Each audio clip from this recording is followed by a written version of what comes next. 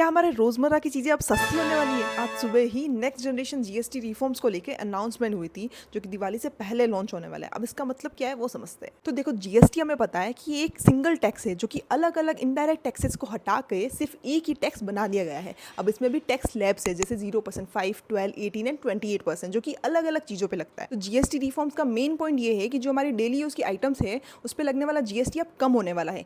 मतलब या तो वो 12% के ब्रैकेट में आती थी, तो अब वो घटकर 5% के ब्रैकेट में आने लगेगी, जिससे उनकी प्राइस डायरेक्टली कम होने वाली। और जो 12% वाला ब्रैकेट है वो कंप्लीटली हट सकता है, जिसके अंदर ये सारी चीज़ें आती है। तो ये सारी चीज़ें या तो 5% के ब्रैकेट में आएगी, जिसमें एसेंशियल चीज़ें होगी, या फिर 18% के ब्रैकेट में आएगी, जिसमें जो महंगी चीज़ें हैं या फिर नॉन एसेंशियल चीज़ें हैं उसमें आएगी। तो अगर ये रिफॉर्म सही तरीके से इंप्लीमेंट किए जाते तो आम आदमी को सीधा बेनिफिट होने वाला है। और गवर्नमेंट का टारगेट क्या है? कंजप्शन को बूस्ट करना, इन्फ्लेशन को कंट्रोल करना। और जब चीज़ें सस्ती हो जाएगी तो अपने आप लोग खरीदने लगेंगे, और भी इससे इकोनॉमी को फेस्टिव मोमेंटम भी मिल जाएगा। तो आपकी क्या राय है इसके ऊपर? कमेंट करके बताना and follow me for more such content.